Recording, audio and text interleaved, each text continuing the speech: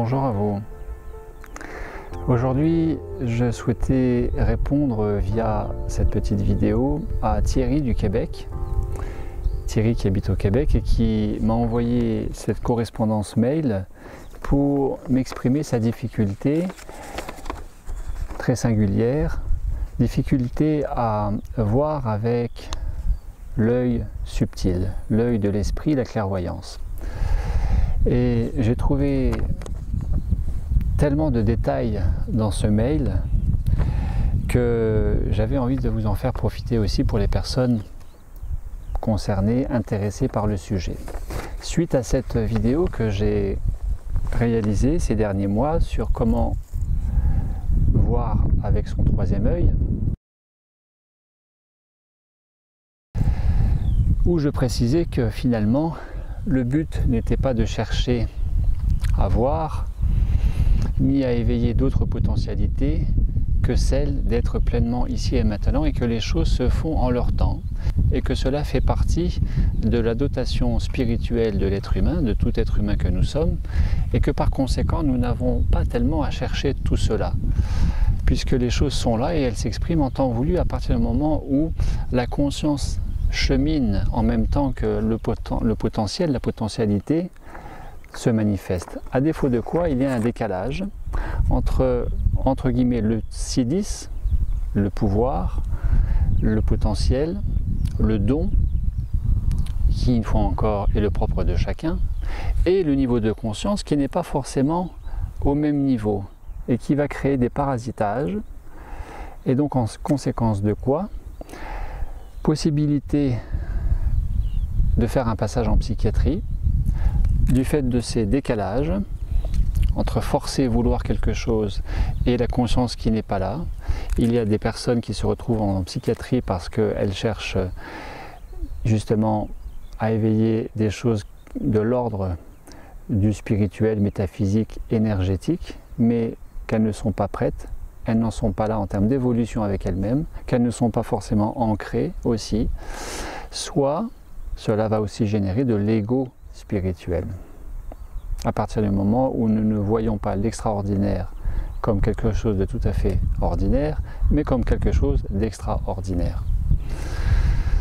Ainsi, Thierry du Québec relate depuis plusieurs années d'avoir essayé, mais véritablement un tas de choses pour décalcifier la pinéale et pour activer la clairvoyance.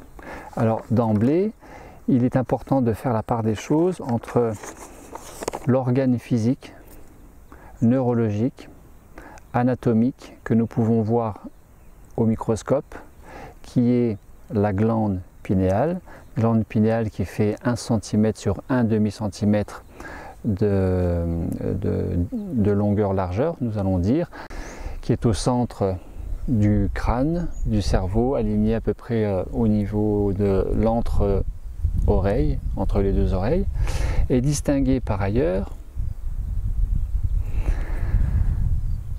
le troisième œil, qui n'est pas l'organe physique, neurologique, mais le centre énergétique, ajna, troisième œil, et que ce n'est pas tout à fait la même chose. Vous pouvez décalcifier la glande pinéale, très bien, mais cela n'a pas pour objectif d'activer la clairvoyance.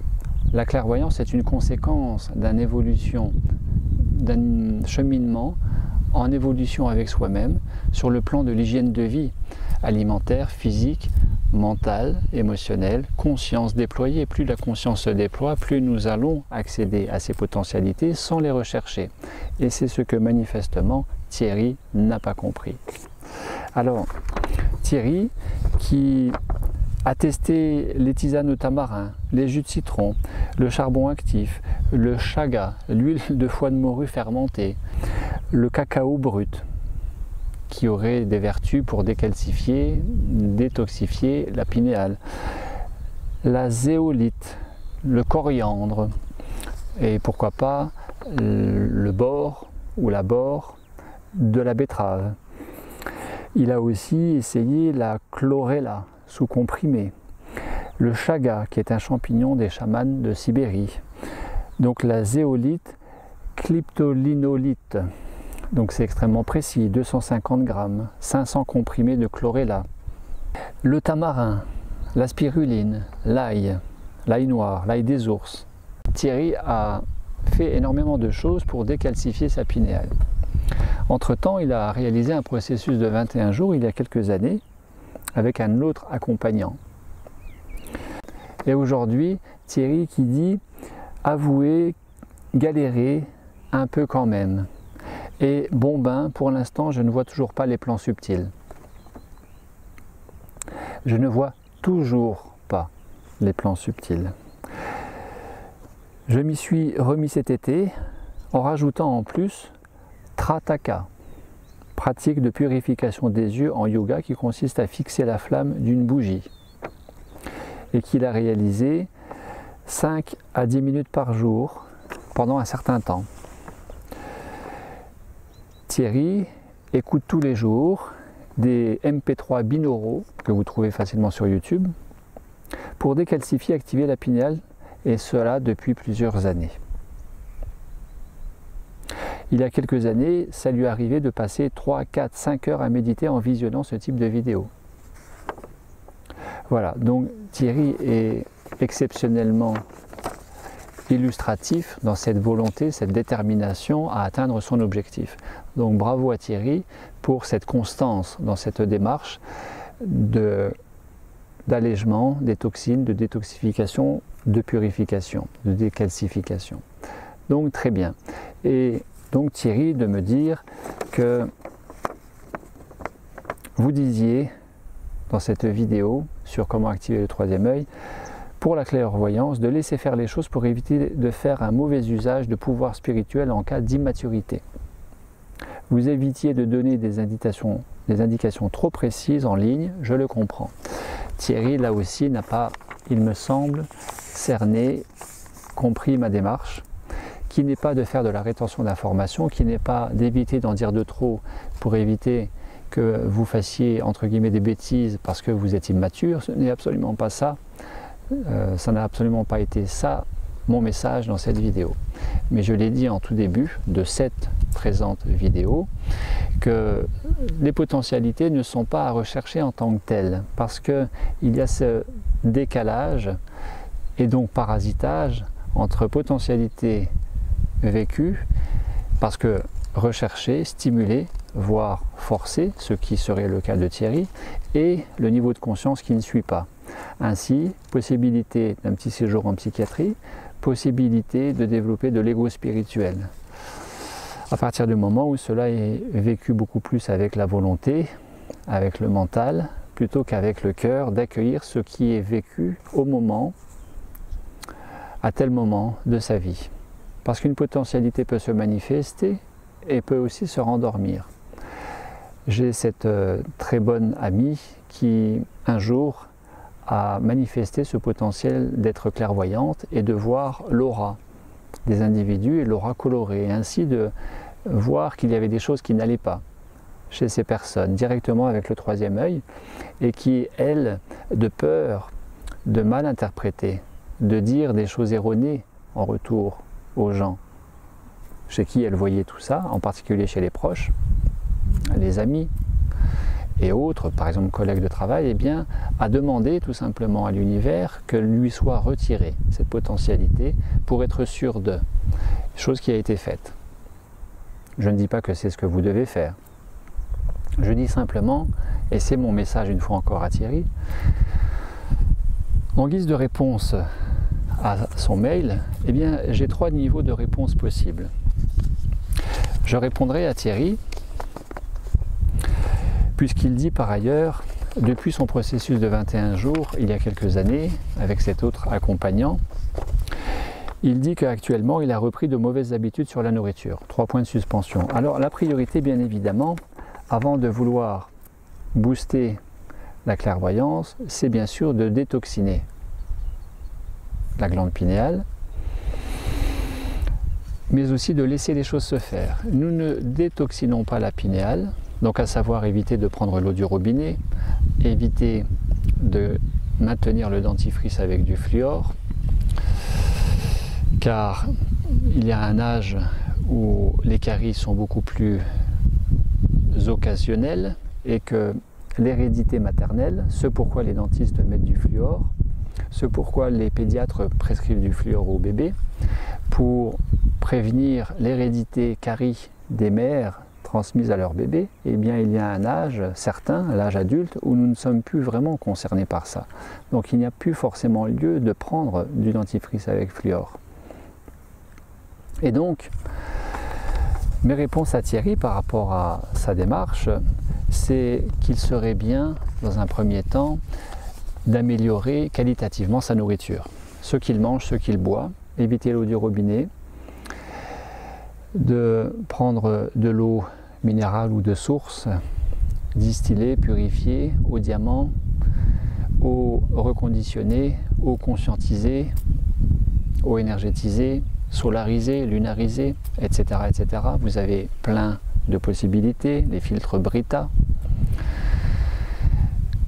d'éviter cette eau fluor, bien évidemment.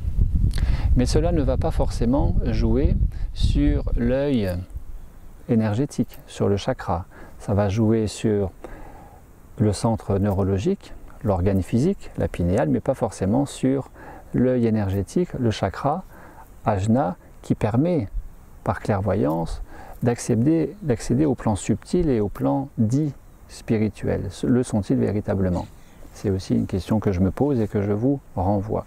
Est-ce que parce que vous voyez le prana, est-ce que parce que vous voyez l'aura éthérique, est-ce que parce que vous voyez le rayonnement lumineux autour de la flamme d'une bougie ou des lampadaires dans la rue la nuit ou autour des phares de voiture, est-ce que vous êtes plus spirituel?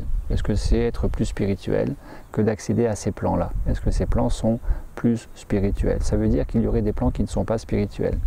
Or, il me semble que ombre ou lumière, tout est spirituel en réalité. Sauf que ce qui est tangible, cette botte de foin solide que l'on peut brûler, que les vaches vont manger après, eh bien, est aussi du spirituel. Mais c'est du spirituel densifié dans la matière et qui est touchable, visible par les organes des sens. Tout est spirituel, même le matériel, qu'on ne croit ne pas être spirituel. Tout est en réalité spirituel. Ainsi, pour Thierry, d'améliorer sa nourriture. Manger mieux, se nourrir en conscience, boire ce qui est plus favorable à l'organisme en évitant de lui réinjecter des toxines.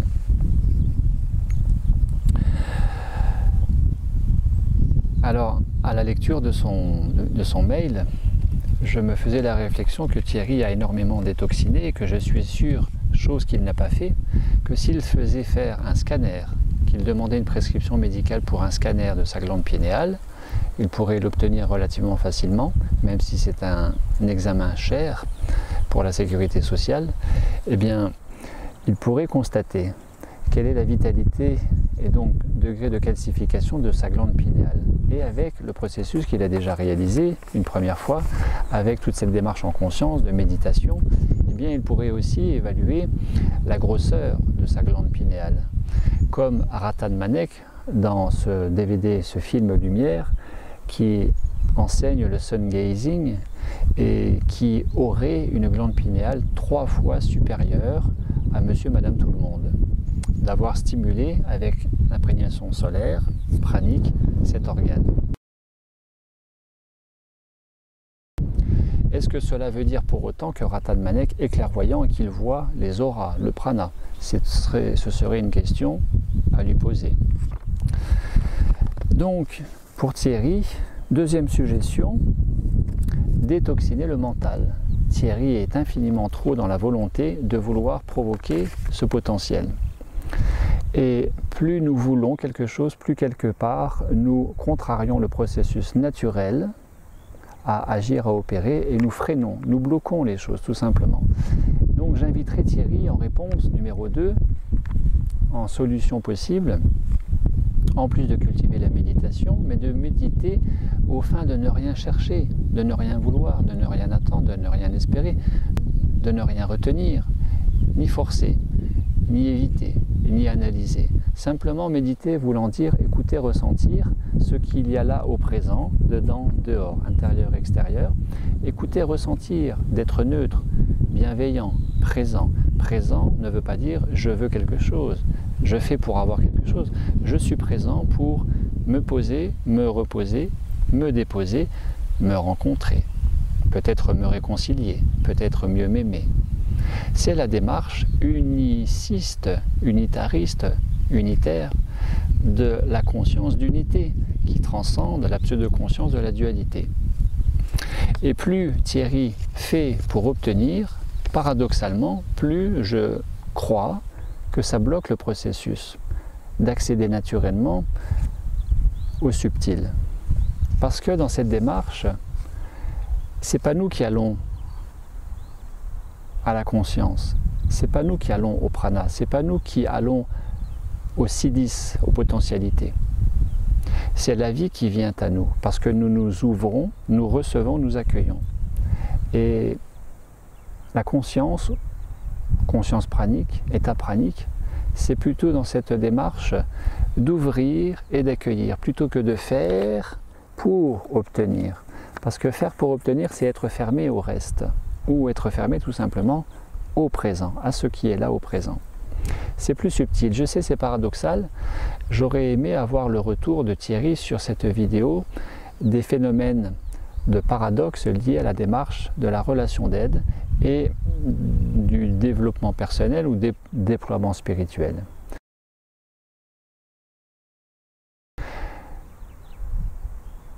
C'est noble, c'est légitime de faire tout ça, mais de ne pas oublier de mettre beaucoup de laisser-faire dans le faire. Tout ça, c'est paradoxal, et que dans le faire, il est beaucoup plus question d'être au présent que de devenir au futur. C'est très paradoxal, c'est subtil. Je suis sûr que très peu de personnes en réalité, dans votre entourage, vous a expliqué aussi cela. Que ce soit dans la dynamique spirituelle, que ce soit dans la dynamique scolaire, professionnelle, familiale, couple, vie amoureuse, vie sportive, le fameux laisser-faire dans le faire, le relâchement, permet à la vie de nous investir et de nous manifester notre dotation spirituelle, dite spirituelle, parce que nous sommes simplement présents et que nous n'attendons rien. Les choses se manifestent. Enfin, troisième suggestion, troisième renvoi possible à Thierry, en lien avec ce trop de faire, c'est que sous-jacent à cette démarche de vouloir faire à tout prix depuis ces années, point d'interrogation, hypothèse, je n'en sais rien, mais c'est vouloir stimuler un potentiel et peut-être renforcer un interdit au potentiel, un interdit à la lumière, un interdit à la clairvoyance. À partir du moment où peut-être c'est une démarche d'évitement envers sa propre vie, envers son corps, envers ce que nous vivons dans notre quotidien, de se consacrer à ce point dans le déploiement spirituel, parce que sur le plan psycho-corporel, émotionnel, dit profane, qui ne l'est pas forcément, il y a peut-être un aspect de soi que nous évitons et qui fait que nous nous orientons dans le spirituel pour ne plus être là. Ainsi, de vouloir à ce point stimuler un potentiel peut-être renforce une casserole, tout simplement. C'est la question que je renvoie à Thierry. Seul Thierry aura la réponse. Je le remercie d'avance s'il souhaite me contacter et échanger plus librement, par téléphone, par mail, peu importe. Je suis très disponible. Je vous suggérerai en illustration, je suggère à Thierry, peut-être pour cerner un peu plus ma réflexion, mon hypothèse, de regarder à la 25e minute, de regarder ce documentaire magnifique de neurosciences, de médecine quantique, holistique, qui s'appelle La matrice vivante, The Living Matrix. Et de voir cette naturopathe américaine voulant tellement avoir des enfants, son compagnon n'en voulant pas, et elle de décider de s'en séparer, de changer de région aux États-Unis et de trouver un autre compagnon pour faire des enfants. Chose qu'elle a mis à exécution, tellement elle était dans cette motivation, mais que, ayant changé d'état, de région, ayant trouvé un autre compagnon, ce compagnon voulant des enfants, et elle, de ne pas pouvoir en avoir, ça ne marchait pas, et en plus de vivre le diagnostic médical de tumeur cérébrale, qui s'appelle un prolactinome. Et le prolactinome est une tumeur qui se caractérise par un taux de prolactine supérieur à la normale et pouvant aller jusqu'à 10 fois le taux normal chez toute femme. Et ainsi, particularité de rendre ces femmes stériles. Il y avait là donc manifestement un conflit entre le conscient qui voulait être enceinte chez cette personne et l'inconscient qui résistait à être enceinte. Interprétation sauvage de ma part, mais que je relate venant de la bouche même de cette femme. Et à partir de là, d'être en colère envers elle-même. Je vous invite à regarder pour avoir la suite de son aventure prolactinome, tumeur cérébrale. Comment est-ce qu'elle a vécu ça et comment est-ce que cela s'est terminé. En conclusion pour Thierry, améliorer sa nourriture, manger mieux, en conscience, éviter tout ce qui est fluor dans les boissons.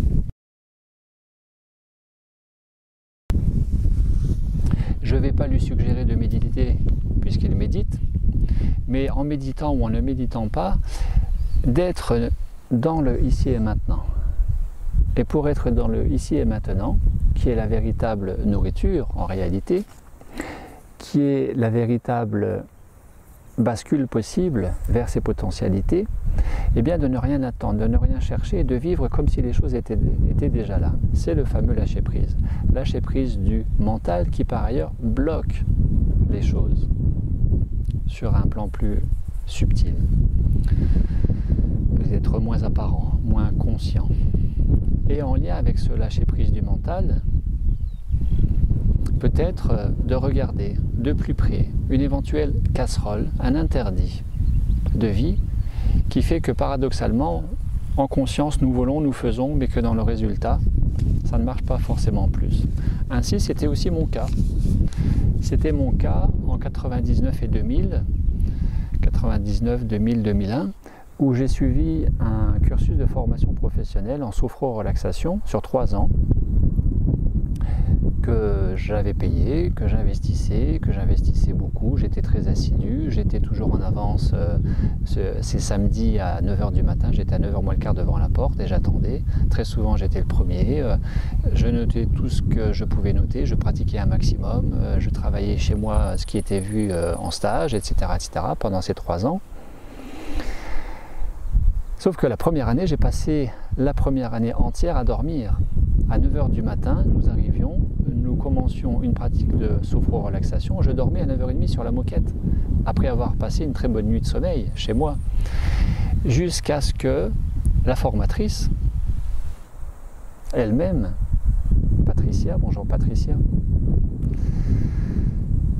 évoque ces gens qui, consciemment, volontairement ou pas, fuient dans le sommeil pour ne plus être là, pour déconnecter de la possibilité ou le risque d'aller connecter une zone d'ombre, un vécu désagréable stocké en chacun d'entre nous. Et à partir de là, moi, d'avoir entendu cela, de prendre conscience de ce qui était manifestement une fuite envers moi-même dans le sommeil et de décider de ne plus dormir. Et à partir de là, ça a été. Je n'ai plus dormi. L'inconvénient, bien sûr, en s'endormant, était que je passais à côté des pratiques et que je ne les intégrais pas. Voilà, merci Thierry pour cette communication mail. Une fois encore, si Thierry souhaite me contacter plus directement par téléphone, ce sera avec grand plaisir d'échanger ensemble. Et puis, merci à vous pour avoir pris le temps d'écouter cette causerie. Je vous souhaite une très belle journée dans le rayonnement de vos cœurs, au cœur du vivant. À très bientôt.